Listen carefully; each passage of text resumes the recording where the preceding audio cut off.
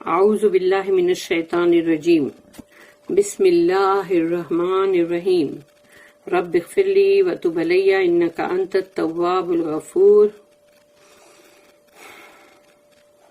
سورہ یونس آیت نمبر 37، 38، 39، 40۔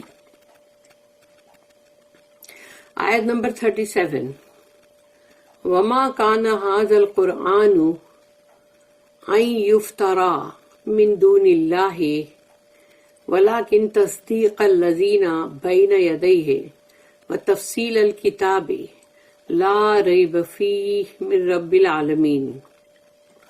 رب اشرح لی صدری ویسر لی امری واحلل عقدۃ من لسانی یفقہوا قولی۔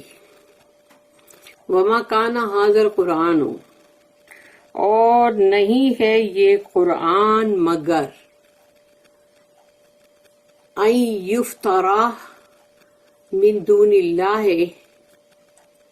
کہ یہ قرآن کوئی ایسا نہیں ہے کہ وہ کسی اور نے مطلب اس کو لکھا ہو، اتارا ہو، اور مطلب اس کے لیے یفترا جو کہا گیا، یفترا کا مطلب ہوتا ہے کہ کوئی جھوٹ کو گھڑ لینا، یعنی کہ جیسے جھوٹ اور لائی جو ہوتا ہے اس کو فورج کرنا۔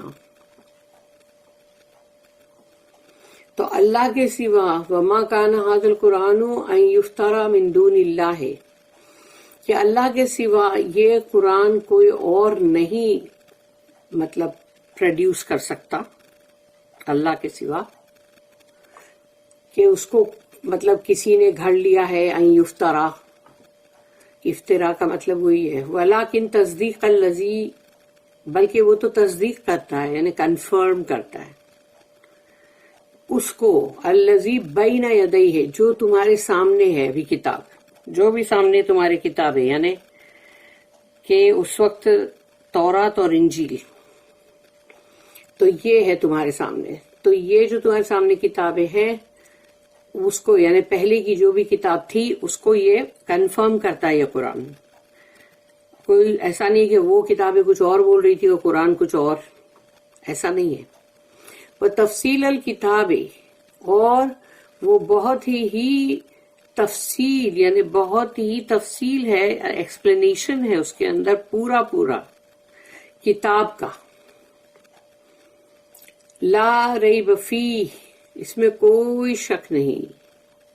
اور یہ جو تفصیل، یہ تمام جو بھی کنفرمیشن، یہ سب کچھ ہے من رب العالمین، تو وہ ہے رب العالمین کی طرف سے، جو تمام عالموں کا رب ہے۔ یعنی یہ کہیں اور سے نہیں آیا، کسی اور نے گھڑ نہیں لیا اس کو، یہ گھڑا ہوا جھوٹ نہیں ہے۔ This Quran is not such as can be produced by other than Allah. On the contrary, it is a confirmation of revelations that went before it, and a fuller explanation of the book wherein there is no doubt from the Lord of the worlds. اس کی note ہے 1429۔ The book، اس کا یہاں پر meaning دیا ہوا ہے، Allah's revelation، اللہ کا یہ وحی کیا ہوا، throughout the ages is one، یعنی تمام پیچھے جائیں گے، جتنی بھی اللہ کے پاس سے کتاب آئی، جتنی بھی اللہ کے کلام آئے، تو وہ سب کے سب اللہ کی کیے ہوئے وحی ہے، اور وہ سب کی سب ایک ہی ہے، کوئی الگ الگ بات نہیں ہے اس میں۔ The Quran confirms, fulfills, completes and further explains the one true revelation۔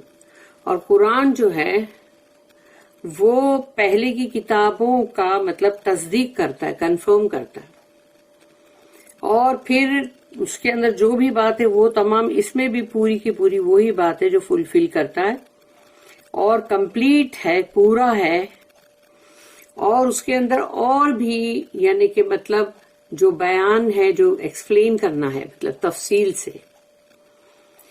کہ یہ ایک واحد یعنی کہ مطلب جو وحی کیا ہوا اللہ کا کلام ہے، which has been sent by the one true God in all ages۔ ہر دور میں جب بھی کتاب آئی، اللہ کا کلام آیا، وہ اسی ایک اللہ کی طرف سے آیا ہے، اس اللہ کے پاس سے آیا ہے. اسی طرح سے یہ قرآن بھی ہے. آیت نمبر 38 ام یقولون افتراہ، تو کیا یعنی مطلب جس پہلے پڑھ لیتی ہوں. ام یقولون افتراہ قل فأتوا بسورۃ مثلہ وادعوا من استطعتم من دون اللہ ان کنتم صادقین. ام یقولون، تو کیا وہ یہ کہتے افتراہ کہ انہوں نے رسول اللہ صلی اللہ علیہ وسلم نے اس کو گھڑ لیا ہے، اس کو فورج کیا ہے.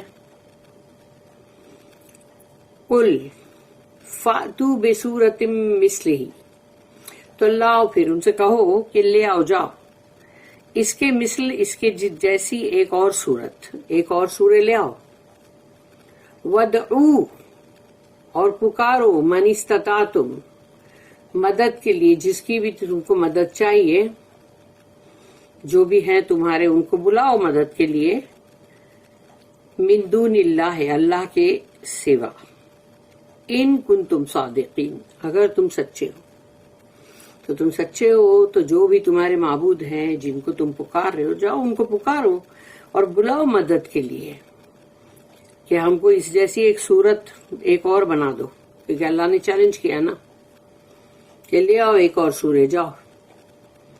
اور do they say he forced it, say bring then a surah like unto it, and call to your aid anyone you can besides Allah, if it be you speak the truth.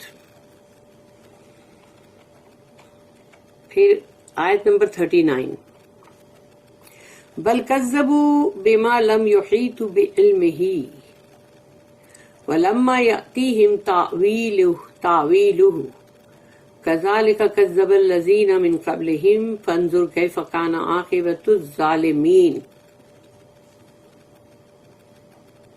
بل کذبوا، نہیں مگر یہ لوگ جھٹلا رہے ہیں، بما لم یحیطوا بعلمہ، جس کا کہ یہ لوگ اگر نالج جو ہے علم، تو وہ اس کو پورا کے پورا احاطہ نہیں کر سک رہے، یعنی اس علم کا احاطہ نہیں کر سک رہے، یعنی خود نہیں سمجھ رہے اگر، تو کہتے ہیں کہ یہ جھوٹ ہے. وَلَمَّا يَأْتِيهِمْ تَأْوِيلُهُ، اور جبکہ ان کے پاس اس کی تعویل کا مطلب ہے اس کا انٹرپریٹیشن، تو وہ بھی ان کے پاس آ چکا ہے، یعنی کہ اس کا میننگ وغیرہ جو بھی ہے سب بتا دیا گیا ہے. تو پھر بھی ان لوگوں کی سمجھ میں نہیں آ رہا ہے. كَذَلِكَ کذب الذین من قبلہم، تو ایسے ہی جھٹلایا تھا ان سے پہلے والوں نے.